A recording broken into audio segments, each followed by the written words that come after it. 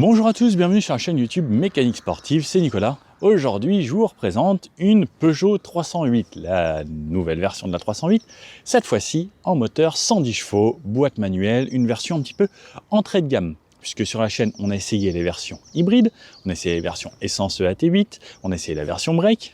Et là, je me suis dit, comme c'est une voiture qui vous plaît vraiment sur la chaîne, plus un demi-million de vues déjà sur la 308, donc je me suis dit, je vais vous la refaire avec la version manuelle, qui va toucher quand même aussi pas mal de monde. Donc aujourd'hui, une version active, en boîte manuelle, le moteur PureTech 110 chevaux, donc essence 110 chevaux, boîte manuelle, avec une version entrée de gamme.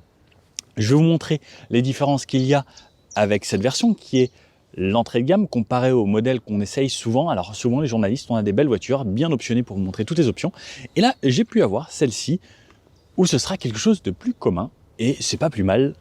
Et à vous reprendre une boîte de vitesse manuelle, ça change un petit peu. Donc c'est parti, on refait le tour de la voiture rapidement, intérieur, extérieur, et ensuite on va faire un tour sur tout type de route, comme d'habitude, de la ville, de l'autoroute, de la nationale. Et on va voir que niveau conso, elle se débrouille vraiment pas mal. Allez, c'est parti. Donc la 308, celle-ci, elle commence à partir de 25 700 €, avec la petite motorisation comme on a aujourd'hui, 110 chevaux, boîte de vitesse manuelle en active. On a toujours les finitions actives, allure, allure pack, GT, GT Pack. Au niveau des motorisations, on aura pas mal de choix également. On aura du plug-in hybride avec une version 225 chevaux, une version 180 chevaux, une version essence simple avec 130 chevaux, soit en EAT8, donc la boîte de vitesse automatique, soit en boîte manuelle 6 rapports avec un 3 cylindres, soit cette version 110 chevaux en boîte de vitesse manuelle avec toujours un 3 cylindres et une boîte 6 rapports. Les versions plug-in, ce sera des 4 cylindres. Et ensuite, il y aura deux versions diesel. Donc, avec la même puissance, ce sera des diesels 130 chevaux, soit avec la boîte de vitesse 6 rapports, soit avec la boîte de vitesse EAT8, qui seront des 4 cylindres également. Donc, on a le choix. Essence, diesel ou essence plug-in hybride. Plug-in hybride, on a fait l'essai sur la chaîne également. Vous pourrez trouver ça en break ou en version berline. Donc, pareil, deux versions, soit une version break, soit une version comme ça, les versions break qui s'appellent toujours SW sur la 308. Au niveau des couleurs, on aura le choix entre 7 couleurs, dont ce beau vert olive. On a aussi un bleu très excitant ou une version rouge que j'aime beaucoup, un bleu avatar spécifiquement dédié à la version SW. Donc, ce que j'aime bien, c'est qu'ils ont fait quand même des couleurs assez pétantes et on a bien sûr toujours des couleurs classiques. Autre chose de bien sur cette voiture, surtout avec ce petit moteur 110 chevaux, c'est qu'on a une voiture très légère. Ça joue sur les normes de CO2, ça joue sur la consommation et ça joue sur le feeling lorsqu'on va conduire. Seulement 1250 kg pour cette version et jusqu'à 1300 pour les versions diesel. Et on sera un petit peu plus lourd pour les versions PHEV puisqu'il faut rajouter un moteur électrique plus des batteries. Il me semble qu'on est autour des 1800 kg pour les versions plug-in. Mais qui se font toujours très peu ressentir parce que quand je les avais essayés, j'étais assez bluffé par le comportement dynamique. Et pour ces versions hybrides rechargeables, niveau budget, on est quand même beaucoup plus haut. On sera aux alentours des 46 000 pour une version full option en GT Pack. Au niveau des dimensions de la voiture, elle fait 4,37 m de long, 1,85 m de large, ce qui est quand même assez large pour une berline, et 1,44 m de haut. Alors le 1,44 m, on le retrouve sur beaucoup d'autos actuellement, mais je trouve que c'est une bonne hauteur et ça donne un style assez sympa à cette voiture. Alors sur l'avant, déjà ce vert olive fait un super contraste, moi je le trouve juste canon. Toujours le nouveau logo 308 ici, donc une nouvelle écriture, le nouveau logo qui intègre les capteurs d'aide à la conduite, donc avec le front assist, etc. On pourra avoir en option le régulateur adaptatif, le centrage de voie, donc la conduite de niveau 2 qu'on n'a pas aujourd'hui puisqu'on est sur une version entrée de gamme très peu optionnée. Cette grande calandre qui s'étire ici, donc on peut le voir, on a des petites parties qui reflètent un petit peu, qui font un petit peu un chrome noir. Des feux full LED, donc on a du LED ici, mais pas le même LED qu'on va avoir sur une GT Pack par exemple. On aura des LED différents, tout comme les crocs ici, comme vous pouvez le voir, qui sont bien différents, tout comme le clignotant lorsqu'il va s'allumer. Regardez, je vous le montre, hop, juste ici. En fait, on aura juste la petite partie du haut ici qui va s'allumer avec ces deux parties-là. Hop. Donc, version différente selon la finition que vous allez avoir. Là, on peut voir qu'on a une version entrée de gamme puisqu'on a en 5 parties ce croc ici. Sur les versions un petit peu plus haut de gamme, ce sera un seul bandeau LED en une seule partie. On a toujours une animation lumineuse de nuit, je vais essayer de vous le montrer, avec les petits bandeaux qui clignotent ici quand on ouvre ou qu'on ferme la voiture. Sinon, le verre un peu partout. Pareil, ces entrées ici qui sont plastiques, qui ne sont pas laquées. Sur les versions un peu plus haut de gamme, ce sera un petit peu peint. La lame ici à l'avant, la plaque sur son support. Bon, il y a quelques petites différences entre les versions entrée de gamme et un petit peu plus haut de gamme, on le verra sur le côté également. Sous le capot moteur, comme on a dit, on a le choix soit du plug-in hybride, soit de l'essence, soit du diesel. Donc ça part de 110 chevaux jusqu'à 225 chevaux, ce qui nous laisse quand même pas mal de choix. Sur le côté, donc on reconnaît bien la version berline. Donc comme je vous disais, elle existe soit en berline, soit en break bien plus longue et avec un arrière totalement différent. Et je vous avoue que en berline, moi je la trouve très très jolie. On a des jantes en 16 pouces aujourd'hui. On aura le choix entre 6 modèles de jantes qui vont du 16 au 18 pouces. On a des jantes en tôle juste derrière, c'est des enjoliveurs, pareil, qui sont assez bien faits, ça fait bien illusion. Alors c'est pas aussi bien fait que chez Dacia par exemple, où on a vraiment je crois que ça s'appelle les flex wheel, où on voit pas du tout l'enjoliveur, ou chez Renault. Je vous avoue qu'on aurait pu faire un petit effort là-dessus et amener un petit truc plus sympa qu'on voit pas ça. Frein à disque avant, arrière bien sûr. Sur le côté, pareil, au niveau du bas de caisse, on a une version différente. Donc là, on a quelque chose de beaucoup plus simple comparé à certaines versions GT qui ont un bas de caisse qui ne va pas jusqu'à l'arrière, où c'est assez spécial. Les rétros, on a les mêmes, toujours bien travaillés, répétiteurs de clignotants. Pas de chrome autour de la voiture, avec une sorte de black pack comme ça, c'est très sympa. Des poignées type frigo. Comme version entrée de gamme, on n'a pas le keyless, donc il faudra ouvrir et fermer à la clé. Et de ce côté-là, la trappe à essence. L'antenne type requin sur le haut, contrastée en noir. Alors je vous avoue que j'aime beaucoup ce contraste noir vert olive. Ça amène quelque chose d'assez sympa. Sur l'arrière, toujours de longs béquets qui jouent pour l'aérodynamique et qui finit bien la voiture. Une vitre un petit peu inclinée, pas surteintée aujourd'hui. Le troisième feu stop intégré ici, donc en cristal. Et comme vous pouvez le voir ici, donc on a toujours des feux arrière en LED, mais pareil, à l'avant comme à l'arrière, on va pouvoir différencier les entrées de gamme d'une un peu plus haut de gamme. Grâce au feu, ici, ils ne sont pas inclinés. Normalement, on les voit en incliné avec les versions GT et GT Pack. Toujours le bandeau qui fait le tour ici. Et on aura bien sûr, comme je vous disais, une version full LED. Pour ouvrir le coffre, ce sera les doigts à glisser juste ici. On a le logo Peugeot, nouveau logo, toujours le rappel du 308 juste là.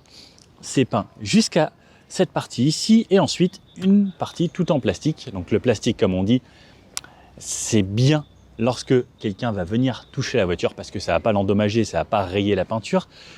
Mais c'est vrai qu'une version full peinte, ça amène quelque chose en plus.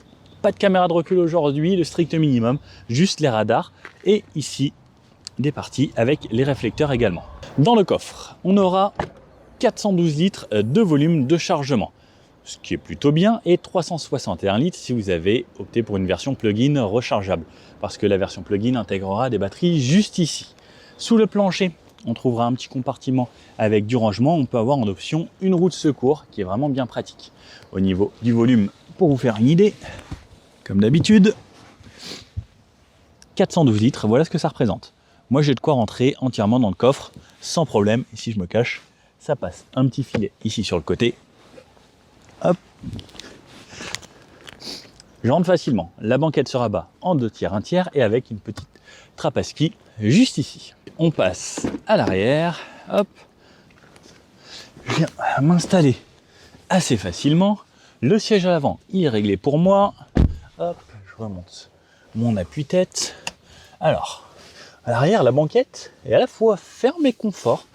J'aime bien. Donc, on a du tissu, une sorte de cuir ici.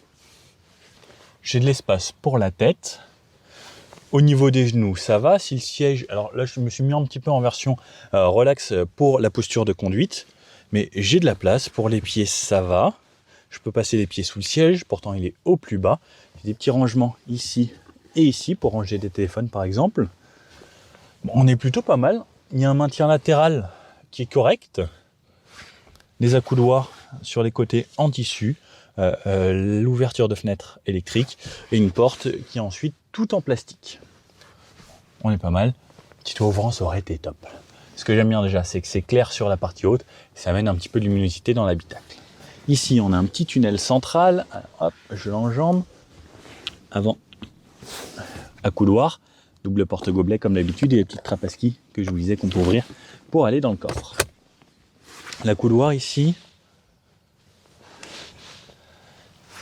Le porte-gobelet prend pas mal de place, donc au final, quand on va se mettre bien dessus, on va voir la partie de l'avant-bras qui va venir dans la coudoir, sinon il faut le mettre vraiment bien en arrière, son coude. Hop, ici, c'est monté sur une petite boucle. Ah. Mais elle bouge pas assez cette boucle. Donc ça va venir m'embêter un petit peu ici au niveau des fesses, sinon il faut vraiment la mettre derrière pour que ça me dérange un petit peu moins. Alors, pareil, là au niveau de la tête, j'ai de l'espace, au niveau des genoux, ça va, c'est correct. Les pieds, ok. Ce siège, bon, est pas mal reculé. Bon, on est pas mal. Le dossier assez dur. L'assise est bien, par contre. C'est assez moelleux. On a les fixations top taser et Isofix sur les deux sièges d'extrémité. Ceinture sur ici. La troisième, pareil, intégrée à la banquette. Ça, c'est une bonne chose. Des petites LED juste là-haut et des poignées. Bon, je vous montre à l'avant. L'avant, il y a pas mal de petites choses qui changent aussi sur cette version. Allez, c'est parti. Je vous emmène à l'avant. Poignée comme ça. Je vous montre les sièges, donc ils ressemblent à ça. Donc on a une partie un petit peu cuir ici, pareil sur les côtés, avec des belles surpiqûres, avec un bleuté, et du tissu, pareil, toujours avec des surpiqûres, très sympa. L'intérieur est plutôt cool, hein, ça fait assez moderne.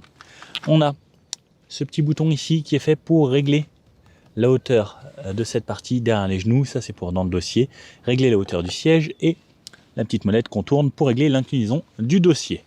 Allez, je vous emmène à l'intérieur. Alors, je vais me reculer à fond. Hop.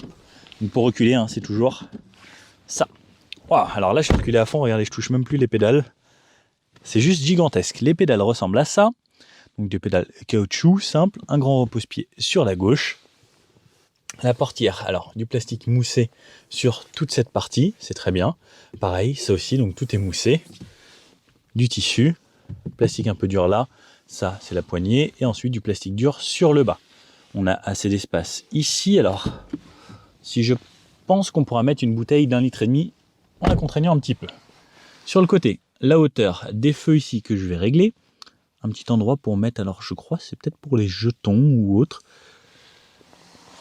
Le volant, la vue du tableau de bord ressemble à ça, donc plutôt à ça, parce qu'il faut regarder au-dessus du volant chez Peugeot. Donc toujours ce petit volant comme on connaît, double mais plat, avec une sorte de forme d'arrondi plat, arrondi plat. Pareil, hein, vous voyez, il n'est pas vraiment rond, il n'est pas vraiment plat. Une forme très spéciale, il faut s'y faire au début, mais ensuite on s'y fait, comme vous pouvez le voir, la boîte de vitesse ici, manuelle. Donc le volant, comme on connaît, le nouveau logo Peugeot. Sur la gauche, on va voir les aides à la conduite. Donc limiteur, assist, c'est pour le régulateur. Plus vite, moins vite, mettre en pause, l'activer, ou activer le limiteur, moins vite ou plus vite. Et OK, c'est lorsqu'il va lire les panneaux, il va vous demander est-ce que vous voulez aller à 50, vous dites OK. S'il voit le panneau 90, il vous demande 90, vous dites OK, ça va à 90.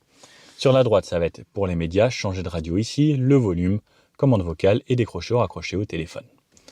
Sur la gauche ici, on va voir clignotant, les feux, donc on a un mode automatique, les anti-brouillard avant, arrière, juste ici, et un petit bouton pour changer les écrans. Donc on a quand même des écrans qui changent, on aura de cette façon,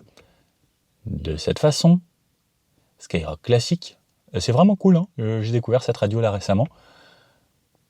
Le GPS, donc on a quand même un GPS ici qu'on pourra voir sur l'écran de droite également. La consommation, par exemple, vous pouvez voir sur les 68 derniers kilomètres, j'ai fait une moyenne de 5,2 litres, c'est vraiment pas mal. Et cet écran donc, qui revient ici. Les animations sont plutôt correctes, c'est pas trop lent. Ensuite, toute cette partie, donc on a le iCockpit ici qui est en plus haut, toujours de cette façon. On n'a pas de version en 3D aujourd'hui, c'est une option. On peut avoir également. Ensuite, les aérateurs ici, donc sur le côté, là, jusqu'au bout. Donc vraiment cette partie est bien faite avec cette ligne qui remonte, qui redescend. Je trouve ça très sympa et pareil, regardez, enfin, ça fait une sorte de vague. J'aime bien le design. Ensuite, un écran juste ici. Donc je peux aller à la touche Home. Hop. Donc comme vous pouvez le voir, si vous avez vu les autres vidéos de 308 sur la chaîne, d'habitude, cette partie est totalement différente. Ils ont intégré des toggles. Donc, en gros, c'est des carrés comme ça qui sont ici sur un écran. Et là, aujourd'hui, on n'a pas cet écran. Et donc, quand j'ai découvert, je vous avoue que j'avais jamais vu ça. Et d'un côté, je préfère ça, que ce soit en physique, que des touches. Parce que souvent, je me mettais comme ça pour aller toucher là-haut et je touchais les touches d'en dessous. Alors, je vous avoue que moi, ces touches physiques, ça me dérange pas du tout. Je règle la température à gauche, ici la température à droite, ici la touche Home.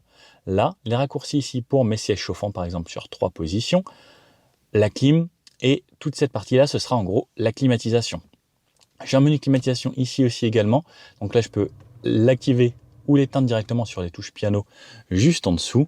Et là, le vrai menu clim qui m'amène à où est-ce que je vais être ventilé, un mode auto également. J'ai des raccourcis pour les réglages de la voiture, des fonctions, juste ici. Ensuite, le dégivrage et pareil, des fonctions de climatisation et le warning juste ici. Une touche pour le son ici également. Le son est plutôt de bonne qualité, donc il n'y a pas de audio Harman ou Focal ou autre. Sono de base, et elle est vraiment plutôt correcte. Cet écran, donc j'ai fait une vidéo dédiée sur cet écran, sur la Peugeot, qui est disponible sur la chaîne, où je vous montre tout ce qu'il est possible de faire, comment c'est possible de la personnaliser, etc. Ensuite ici, on a une partie pour ranger son téléphone. Alors pas de chargeur par induction, c'est une option qu'on peut retrouver, donc on pourra mettre son téléphone là. Le bouton pour démarrer la voiture. Les drive modes, on aura 2 modes aujourd'hui parce qu'on a cette boîte manuelle. Avant de revenir là, je reviens là, un porte-gobelet et un port USB-C pour connecter son téléphone en Android Auto ou en Apple CarPlay. Moi, ça fonctionne avec le Mirror Screen, le CarPlay sans fil. Je suis très heureux d'avoir un iPhone parce que ça marche super bien. Les drive modes, donc je vous disais, on a normal ou éco, puisque on a une boîte de vitesse manuelle. Le mode sport, ce sera vous, le mode sport, ce sera vous de passer plus vite les rapports ou de pousser plus longtemps. La boîte de vitesse ici, alors je vais me ravancer pour vous faire la démo. Alors ça c'est pareil, je vous montrerai ici, on en parlera ensuite, un embrayage très très soft. Première, hop, le verrouillage est bien, le débattement est cool. Lorsque je passe en marche arrière, je tire cette partie et je passe en marche arrière. On n'a pas de caméra de recul aujourd'hui, donc je ne vais pas vous les montrer. Le frein de stationnement, donc frein de parking, je tire dessus, ça le verrouille, je rappuie dessus lorsque j'ai le pied sur le frein, ça le déverrouille. Une prise 12 volts et un endroit ici par exemple pour poser votre téléphone ou autre si vous ne voulez pas aller le mettre là-bas. Comme toujours chez Peugeot, cette partie qui s'ouvre ici, un grand bac de rangement comme vous pouvez voir, c'est assez profond et j'ai ici un port USB-C également, donc celui-ci va être surtout fait pour la recharge. Sur le côté, ça ressemble à ça, donc le siège passager qui ressemble beaucoup au mien, sauf que lui, regardez, vous avez vu, il n'a pas cette partie sur l'avant qui est réglable. Porte donc qui ressemble, donc cette partie centrale, donc là comme vous le voyez, hop, bien designé. Ici, bien sûr, tout est moussé, franchement. Le ressenti à bord est bien, même pour une version de base, c'est très agréable. La boîte à gants, ici, qui est illuminée, assez profonde, un endroit pour mettre son manuel par exemple, le gilet, il y a pas mal de place. Sur le haut, je vais retrouver un rétroviseur simple, de base. Ensuite, mes LED ici pour l'éclairage de chaque côté, mon assistance et le SOS en cas d'accident ou autre. Hop, le petit miroir. Comme vous pouvez le voir, pas de lumière sur celui-ci aujourd'hui. Donc voilà. Une version de base, simple et efficace, qui suffit. Et donc, maintenant, c'est parti pour le petit test routier. Allez, c'est parti pour l'essai donc de cette 308 en PureTech 110 chevaux, boîte manuelle. Donc, une version un petit peu plus de base. Ça me fait bizarre, ça faisait longtemps que j'avais pas pris de boîte manuelle. Et je vous avoue que l'embrayage, en plus, il est hyper soft. Donc, j'ai toujours le frein à main ici au doigt. Hop. Et il se dessert également automatiquement. Alors, ce qui fait très bizarre, c'est cet embrayage qui est tellement mou. On a vraiment l'impression d'avoir une assistance à l'embrayage. C'est hyper soft. En fait, dans les bouchons, on va pas du tout se fatiguer la jambe gauche. Et ça, c'est vrai que c'est pas mal. Mais en fait, je suis choqué de... Entrez dans une zone de contrôle. Merci Waze. Je suis choqué de à quel point c'est hyper soft. Bon, boîte manuelle. Le pommeau tombe bien sous la main, il a une forme plutôt agréable. J'aime bien le fait de pouvoir essayer une voiture qui ne soit pas forcément toute option comme on a l'habitude de le faire, mais on a quand même quelques assistances, au moins le régulateur ici. L'avantage de la boîte manuelle, c'est qu'on fait ce qu'on veut de la boîte, on gère comme on veut. Par contre, on ne peut pas avoir toutes les assistances à la conduite, comme le régulateur adaptatif qui va aller jusqu'à 0. Moi, c'est peut-être la petite chose qui va me manquer sur cette voiture. Et le fait de conduire des boîtes automatiques, c'est vrai qu'on se fait un confort supplémentaire de ne pas avoir à freiner, débrayer, etc. Mais c'est vrai qu'avec un embrayage aussi soft que ça, c'est pas gênant du tout. On a donc la boîte 6 en manuel ici. Et après, donc, comme vous pouvez le voir, ça va. Version 110 chevaux. Une zone de contrôle. Version 110 chevaux. On va voir un petit peu sur le trajet ce que ça donne. Normalement, c'est suffisant, surtout quand on est tout seul dans sa voiture. Et on va voir également au niveau de la consommation ce que ça va donner. L'embrayage, franchement, à chaque fois, c'est assez marrant. J'ai pas l'habitude. Je conduis plus souvent des voitures de sport en boîte manuelle et ça n'a rien à voir. On a toujours le bruit caractéristique de ce clignotant. En tout cas, c'est plutôt agréable. Et on a également le start and stop aussi qui va s'activer lorsqu'on sera à un feu. Allez, c'est reparti. C'est plutôt agréable. Donc le moteur, on l'entend peu quand on reste bas dans les tours. Un petit peu quand on relance. Mais bon, après, c'est caractéristique de ce petit moteur qui fait toujours un petit peu de bruit, mais sinon ça reste confort si on reste bas dans les tours, qu'on conduit de manière cool, aucun souci. Après c'est pareil, donc la boîte ici, on sent que ça verrouille bien, ça c'est agréable de savoir quand on a bien engagé le rapport. Et l'embrayage donc toujours aussi soft. C'est vrai que ça c'est un régal quand même d'avoir un embrayage aussi facile. Ça me rappelle une fois j'avais essayé une Porsche, une 996 GT3 avec un embrayage renforcé, j'avais galéré comme pas possible, et là, si c'était comme ça aurait été tellement un régal. Après en ville, elle est vraiment facile, elle est maniable, elle est plutôt réactive, on sent que la voiture est légère, ça c'est une bonne chose, et Peugeot ils ont toujours eu cet avantage avec les châssis d'avoir quelque chose d'assez cool. Au niveau des modes, on a deux modes, on a juste éco ou normal. J'avoue que le mode éco sera plutôt pas mal pour le quotidien. Ça permet de consommer un peu moins, d'avoir une réponse à accélérateur un petit peu plus soft. On n'a pas de mode sport puisque là on est en boîte manuelle. Souvent le mode sport, ça va être la boîte de vitesse qui va pousser un petit peu plus les rapports. Et comme là c'est vous, la personne qui choisit les rapports, vous allez pouvoir rester normal. Allez, si j'accélère à fond, bon, je suis déjà à 50. En fait, ça relance correctement. On sent qu'on a une voiture légère et qu'on a un moteur alors qui est pas très vigoureux. Mais en fait, c'est largement suffisant parce que, au final, combien de fois, lorsqu'on conduit, on va conduire de façon vraiment très sportive. Même si c'est vrai que cette voiture, elle a un look tellement waouh qu'on pourrait se dire, ça peut être une voiture assez sportive. Mais en vrai, 110 chevaux, c'est largement suffisant pour le quotidien. Et ce que j'aime beaucoup avec cette voiture, c'est qu'elle paraît vraiment agile. La direction est soft, elle est assistée peut-être même un poil trop, et comme l'embrayage, mais en fait elle est vraiment facile à conduire.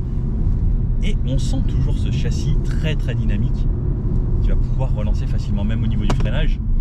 On sent que ça freine et que c'est volontaire. Dès qu'on appuie sur la pédale, la voiture elle va vouloir s'arrêter. Mais on sent vraiment là cette efficacité dans le châssis, en direction même du bout des doigts. Je peux vraiment y aller et on peut faire confiance à la voiture. Ça c'est une chose qu'on peut vraiment appuyer chez Peugeot.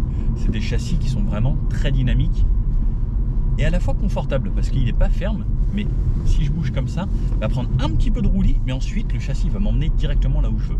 Et ça c'est une bonne chose. Seul reproche que je pourrais faire, c'est ce volant et cette position de conduite. Alors au niveau du siège, je suis bien. C'est juste que pour que je puisse bien voir les compteurs, avec la position que j'aime adopter lorsque je conduis, c'est qu'il faut que je mette le volant assez bas. Alors déjà heureusement qu'il est petit ce volant, parce que quand je le mets assez bas, je suis proche de mes genoux. Et c'est pareil, quand je vais jouer avec l'embrayage, je vais venir très proche ici du volant. Et comme j'ai pas de boîte automatique cette fois-ci, voilà, il va falloir que je joue un petit peu avec mes jambes. C'est le seul petit reproche que j'ai, c'est on a un petit peu de mal à trouver sa position de conduite dans une Peugeot. Alors la 308, la 208, surtout la 208 j'ai eu du mal. 308 au bout d'un moment on commence à s'y faire un petit peu mieux je trouve, parce que j'ai plus d'espace ici. Certaines autos des fois on est un peu haut et on voit pas grand chose avec le rétro.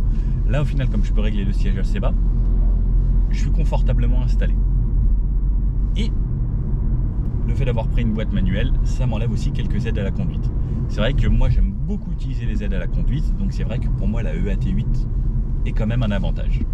Comme d'habitude, le petit test rond-point. Alors ce qui est bien, c'est comme vous pouvez voir là, tout de suite je suis bien maintenu dans ces sièges. Alors je vous avoue que c'est agréable. Même au niveau de l'assise, ça va, c'est plutôt correct. Et niveau de tenue de route, je peux vraiment l'emmener la voiture. Ça tient plutôt bien la route. Elle est pas trop molle, donc ça va permettre au châssis de ne pas trop s'appuyer. Alors on va quand même prendre du roulis un minimum parce que ça reste une voiture qui est censée être confortable. Mais franchement,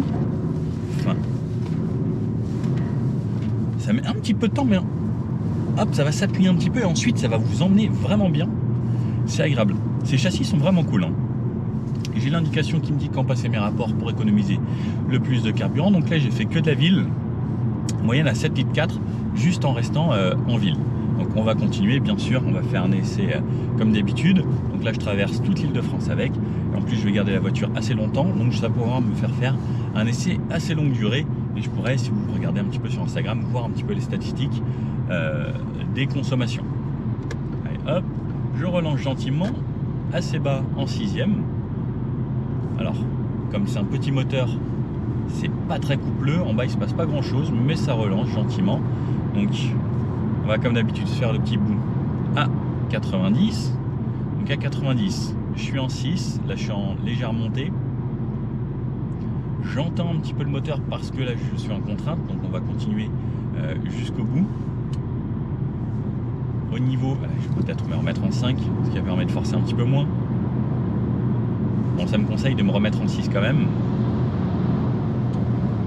Les camions, je les entends un petit peu. Et sinon, au niveau des bruits de roulement et autres, c'est vraiment bien contenu. J'ai pas de bruit du vent à 90, ça va, ça reste correct. C'est plutôt agréable là. Bon, et si j'ai besoin de relancer en 5, il va peut-être falloir tomber un rapport pour que ça puisse y aller un petit peu mieux. Je passe la 6, allez, 110 km/h. Ici on roule à 110. On entend légèrement les camions comme je vous le disais.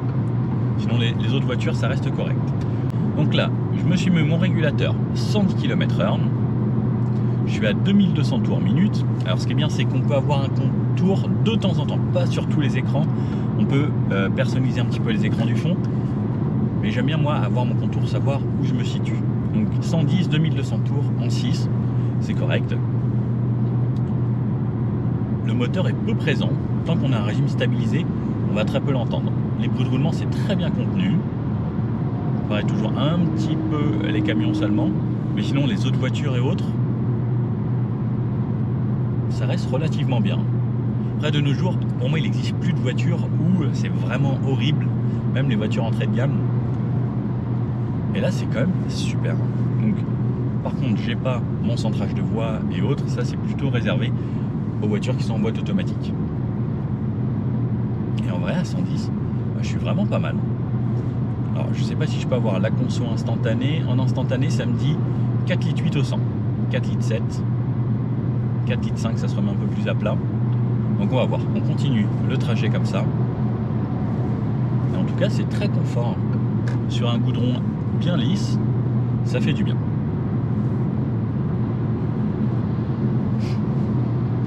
Ici je relance pour aller mettre à 130. Allez, je rappuie un petit peu, je reste en 6. Ça met un petit peu de temps mais ça y va. Donc hop, je me règle mon régulateur 130 km/h. À 110 il n'y avait pas du tout le bruit du vent. J'en ai pas parlé parce que je n'avais même pas noté. À 130 on commence légèrement à voir un petit peu au niveau des fenêtres là sur les rétros, très léger. Et franchement, c'est hyper bien insonorisé par rapport au bruit du vent. Le bruit du moteur, pareil, je l'entends un petit peu, je l'entends travailler, mais c'est vraiment pas dérangeant. Et en vrai, c'est très agréable. Légèrement le bruit du vent, mais bon, 130 km/h, quasiment toutes les voitures ont du bruit du vent, et le moteur très légèrement. Franchement, c'est vraiment pas mal, hein. On est bien, et puis la voiture, je sens que l'amortissement fait bien son travail. Bon, En fait, ça donne envie de partir en vacances avec. En plus, elle est belle. Franchement, j'avoue qu'à chaque fois que je la vois, je me dis, ah, c'est quand même une super belle voiture. Et j'avoue que là, le designer, il a fait vraiment un super job. Alors là, on rentre dans un tunnel, on a bien sûr l'allumage automatique des feux. Et là, comme on a une version de base, on n'a pas d'éclairage à l'intérieur, donc on n'a pas les toggles illuminés ou autres. Donc c'est vraiment la chose la plus simple, juste un petit peu d'éclairage ici au niveau du bac où on range des choses. Mais sinon, très très simple à l'intérieur. Bon, pour le moment, je continue. J'ai une petite moyenne à 6 litres. Ce qui est très correct en ayant fait pas mal 210, 130. C'est plutôt cool. On continue à traverser l'île de France. Bon, et en manœuvre, donc hop, marche arrière. Là, on n'a pas de caméra de recul ou quoi que ce soit. Aujourd'hui, on a juste le minimum avec juste les radars de parking. C'est vrai qu'on s'y fait bien quand même à toutes ces caméras de recul, surtout quand on a une belle voiture comme ça. On n'a pas envie d'aller toucher le pare-choc. Allez, hop, dodane ici. Ah, sur les dodanes, ça reste quand même assez ferme.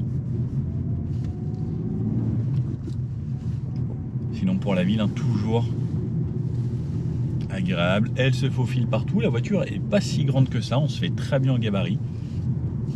Même si à l'intérieur, on a quand même l'impression d'avoir une voiture très spacieuse. On est bien. Moi, j'ai vraiment mon environnement et c'est très agréable. Et en ville, franchement, c'est bien. C'est agréable. J'ai pas besoin de la clim. Et je suis pas mal. Depuis tout à l'heure, j'ai réalisé 61 km avec une moyenne à 4,8 litres au 100, ce qui est plutôt correct. Donc en ville, on va forcément consommer un petit peu plus. Mais ce petit moteur là, il est vraiment très très économique. Si vous habitez à la campagne, franchement, si vous roulez cool, je pense pas que vous allez être au-dessus des 5 litres au 100. La direction, elle est vraiment tellement assistée. Donc ça, c'est bien si on n'a vraiment pas envie de forcer. Mais je vous avoue que c'est peut-être un poil trop pour moi. Parce que ça perd un petit peu de son côté plus précis quand c'est très très assisté. Même si après certaines personnes préfèrent quand c'est vraiment très très léger. Alors n'hésitez pas à me dire ce que vous en pensez. Est-ce que vous préférez que ce soit vraiment que je puisse conduire du bout du doigt comme ça, assisté, ou que vous ayez quand même un certain retour. Alors je vous avoue qu'une voiture, on va vouloir rouler de façon très sportive ou dynamique, avoir un ressenti c'est très important. Avec ce genre de voiture, c'est plus une voiture de quotidien, c'est pas forcément nécessaire d'avoir une conduite lourde, enfin une direction lourde. Et c'est vrai qu'au final, si on fait beaucoup de ville, ça peut être un avantage. Bon, le petit test ici, rayon de braquage, comme d'habitude, hop, le rond-point, hop, et je monte sur le rond-point. Alors je vous avoue, le rayon de braquage est vraiment bien. Ça tourne tout seul. Et là, c'est vrai que lorsqu'on va faire ce genre de manœuvre, hop, par exemple là, c'est vrai qu'on va apprécier d'avoir une direction assez assistée. Et sur la relance,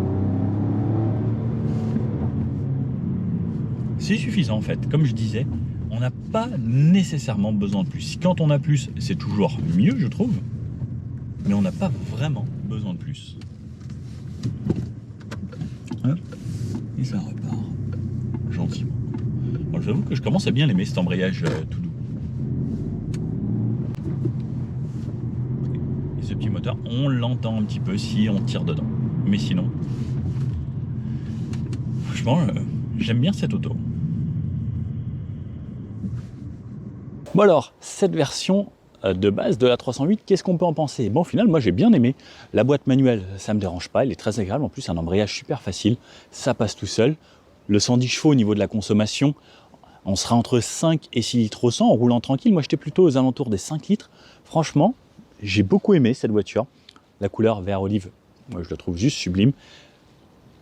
En finition active de base, je trouve que c'est un très bon compromis. Au niveau du prix, c'est correct, aux alentours des 25 000 €. C'est vrai qu'après, les autres versions montent assez vite. Mais en vrai, moi, j'ai un régulateur, ce que j'utilise vraiment tous les jours. Une version où j'ai mon CarPlay à l'intérieur ou mon Android Auto. Je vous avoue que concrètement, j'ai pas besoin de plus dans la vie. Alors oui, effectivement, ça manquait un petit peu des aides avec le régulateur adaptatif, le centrage de bois, parce que quand on y a goûté, on s'y fait énormément. C'est des options que vous pouvez ajouter. Mais une version de base comme ça est vraiment super cool. il y a tout ce qu'il faut. Au moins les feux automatiques qui s'allument. On a quand même les crocs, même s'ils sont dans une version différente, et un moteur qui est assez sobre. Donc pour moi, c'est un bon compromis. Donc au final, vous allez faire des économies au niveau carburant, vous allez faire des économies au niveau du tarif, et vous avez quand même une belle voiture. Bon, voilà, c'est une auto avec un bon compromis, en tout cas dans sa version de base. Si vous avez des questions, n'hésitez pas à les poser dans les commentaires. Si vous avez bien aimé, un petit pouce bleu, comme ça fait toujours plaisir. À vous abonner si vous le voulez. Et puis je vous dis à bientôt pour une prochaine auto. Allez, ciao!